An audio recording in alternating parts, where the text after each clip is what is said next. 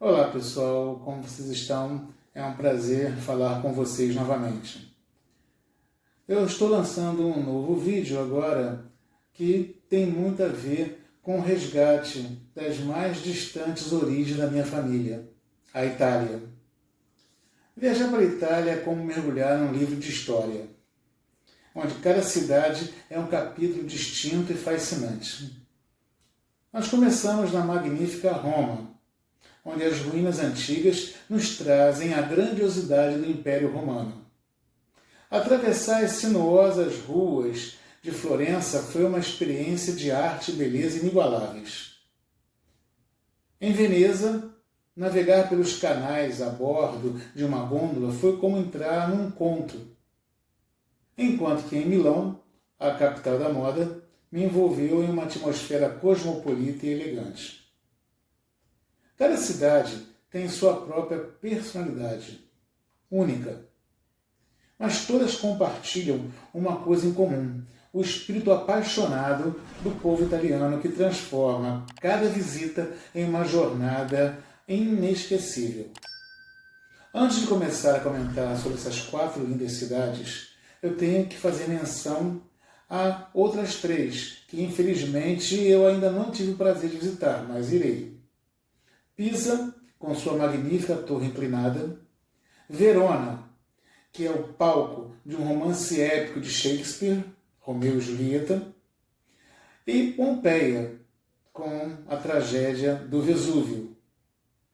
Bom, eu espero que vocês gostem do vídeo, espero realmente que vocês deem o seu like, se inscrevam, compartilhem, avisem os amigos. Nesses vídeos que eu faço, nesse canal nosso, eu coloco algumas edições, algumas brincadeiras que vocês já estão acostumados, e também falo sobre essas aventuras e andanças nas cidades que eu viajei. Então, queridos, curtam bastante, compartilhem, se inscrevam, deem o seu joinha, um grande abraço e até uma outra oportunidade. Roma é uma cidade marcada por tragédias desde a sua fundação, mas mesmo assim é curioso ver suas histórias. A cidade de Roma foi fundada em 753 a.C. A fundação aconteceu quando uma série de pequenas aldeias latinas decidiu se unir para formar uma nova cidade na região do Lácio, no centro da Península Itálica. Segundo a lenda mais tradicional, 2 irmãos gêmeos, Rômulo e Remo, participaram da fundação da cidade após terem sido abandonados no rio Tibre e salvos por uma loba, que os amamentou e os manteve vivos. Anos mais tarde, houve uma disputa entre os irmãos e, devido a isso, Rômulo matou Remo. Após esse fato, Rômulo fundou a cidade de Roma. Entre as diversas histórias ocorridas em Roma, 2 são muito interessantes. A primeira é o assassinato em 44 a.C. do imperador romano Júlio César, que foi vítima de uma conspiração de senadores para tirá-lo do cargo. Entre eles estava seu filho adotivo, Marcus Brutus. O complô resultou no assassinato do imperador a punhaladas pelo grupo de senadores. Na hora de sua morte, Júlio César reconheceu o filho entre os seus algozes e proferiu a famosa frase: "Até tu, Brutus, filho meu."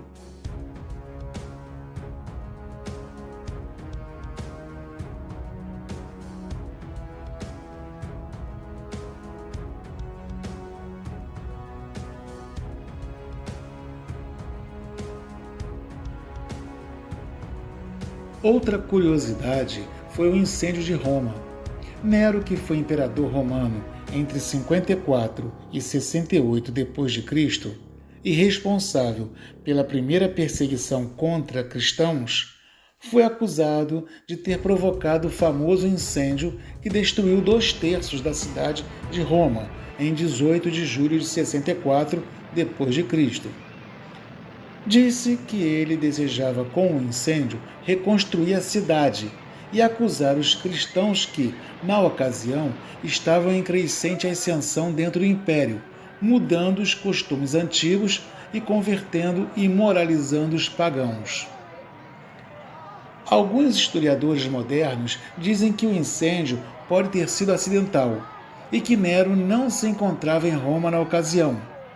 Além disso, alguns monumentos recém-construídos pelo imperador foram destruídos no incêndio, o que sinalizavam a não intenção da ação destruidora. Mas, como grande parte da nobreza romana desaprovava as ações de Nero, sua imagem tornou-se diretamente associável com a calamidade.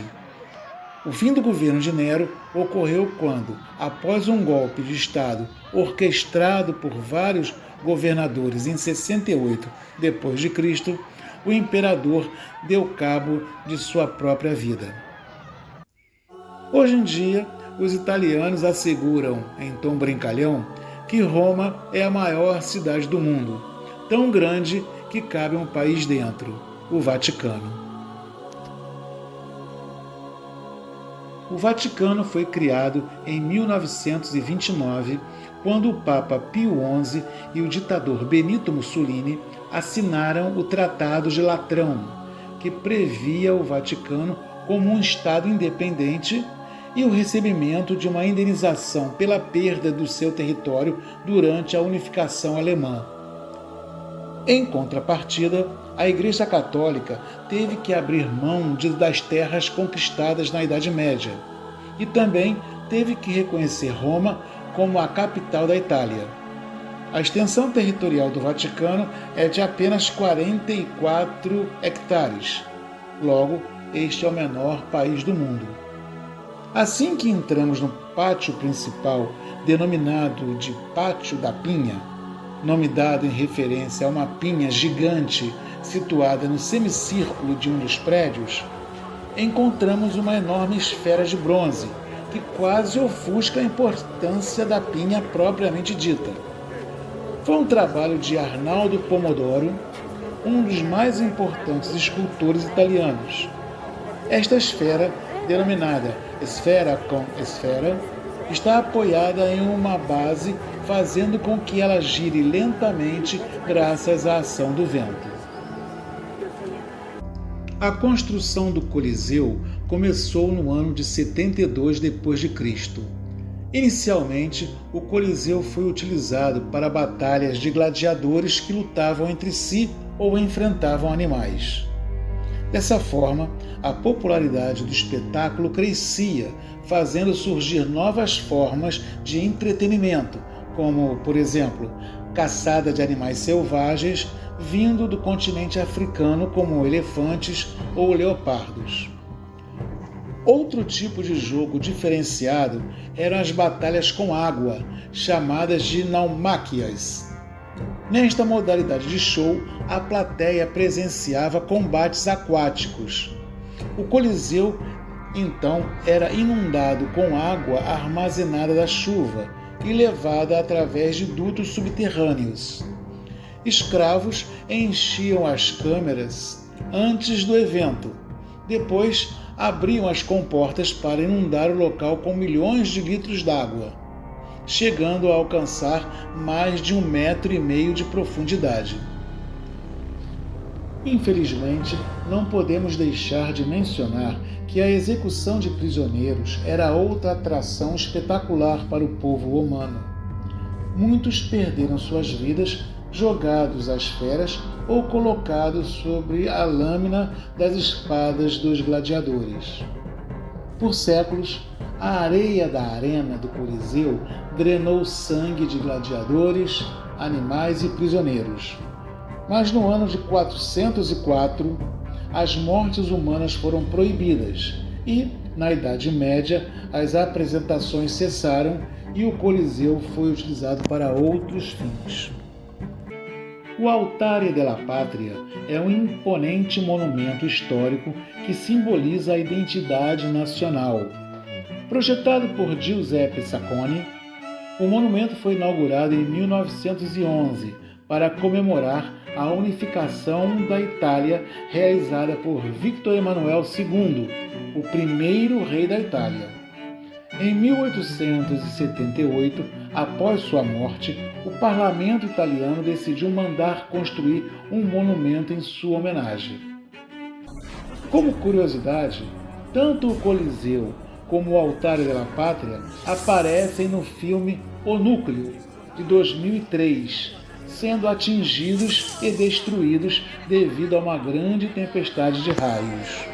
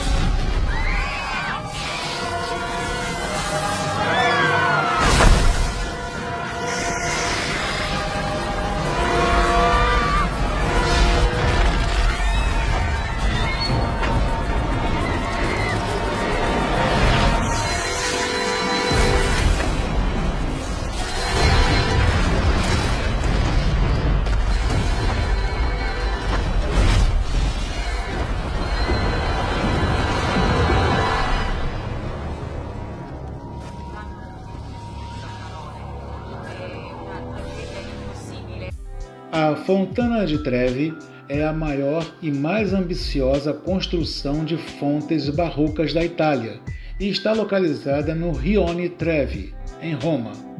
Rione é uma divisão administrativa tradicional da cidade de Roma, ou seja, um bairro. A fonte foi erguida em um local onde desaguava um aqueduto. 3 ruas terminavam nessa região, formando uma interseção. Devido a esse cruzamento, a localidade possuía um formato de trevo, por isso a fonte foi nomeada Fontana di Trevi.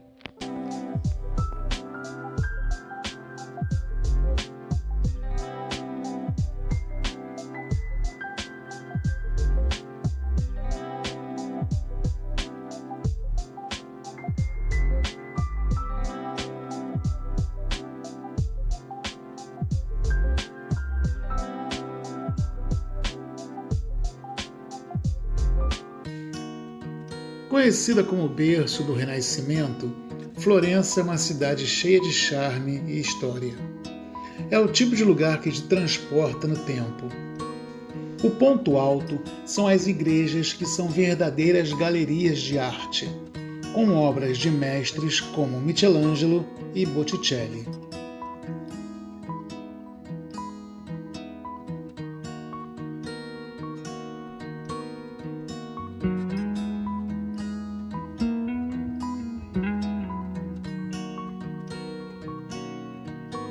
A Catedral de Santa Maria del Fiore é uma das maiores obras-primas góticas do início do Renascimento italiano. Essa catedral florentina é uma das maiores igrejas do cristianismo. Possui 160 metros de comprimento, 43 metros de largura e 90 metros no transepto. Transepto é a parte transversal de uma igreja que se estende para fora da nave central, formando com esta uma cruz. Em frente ao Duomo foi construído o batistério. O local é muito especial por alguns motivos.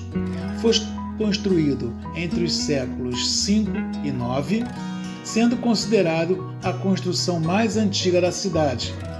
Além disso, foi lá que Dante Alighieri, autor de A Divina Comédia, foi batizado.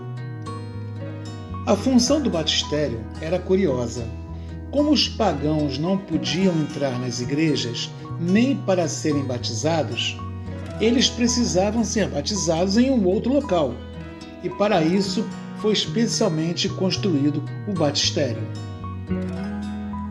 Em todo lugar do mundo existem tradições e lendas.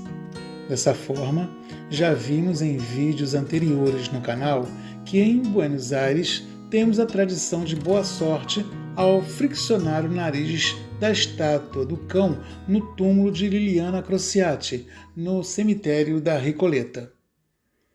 Em Nova York, passar as mãos nos testículos do touro de Wall Street traria riqueza. Na Itália não seria diferente. Pode-se realizar um desejo na Fontana de Trevi, ao virar de costas para a fonte e atirar moedas sobre o ombro direito. E em Florença temos o Porcelino, a estátua do javali que traz sorte para quem a toca, porém colocando uma moeda em seu focinho. Uma das pontes mais icônicas do mundo é a Ponte Vecchio. Hoje, toda coberta por joalherias e com uma vista deslumbrante do rio Arno. Mas você sabia que a cidade de Florença foi destruída parcialmente durante a Segunda Guerra Mundial? Após deixar Roma, os soldados alemães marcharam para o norte, rumo a Florença. Uma vez na cidade, eles receberam ordens bem precisas. Para dificultar o avanço das tropas aliadas e não dar nenhuma vantagem a estas, teriam que explodir toda e qualquer ponte de Florença, exceto a Ponte Vecchio. É dito que Hitler era um amante da arte e teria gostado tanto da Ponte Vecchio, após sua visita àquela cidade em 1938, justamente por sua história e por seu estilo único. Assim, quando ele decidiu que seria necessário destruir as pontes de Florença, teria dado ordens claras para que fosse deixada intacta a Ponte Vecchio. Entretanto, existe uma placa na entrada da ponte que traz à tona a verdade. Gerald Wolff, cônsul alemão, teve uma importância única para a salvação da Ponte Vecchio, convencendo os soldados a não bombardeá-la e ainda salvando judeus e perseguidos políticos. De qualquer maneira, para salvar a maravilhosa ponte, os alemães abateram os edifícios nas duas margens do rio, obstruindo completamente seus acessos. E por isso, muitos dos edifícios históricos ao longo do rio Arno foram inteiramente destruídos. Bom, pessoal, eu espero que vocês tenham gostado do vídeo. Falou bastante sobre Roma e também sobre Florença. E o segundo vídeo será sobre Milão e Veneza. Então aguardem, daqui mais ou menos 2 semanas, devo lançar a segunda parte de Retratos da Itália. Um abraço, tá? Conto com vocês, continuem prestigiando o canal, continuem compartilhando, continuem mandando, inclusive, suas considerações. Um grande abraço, até a próxima.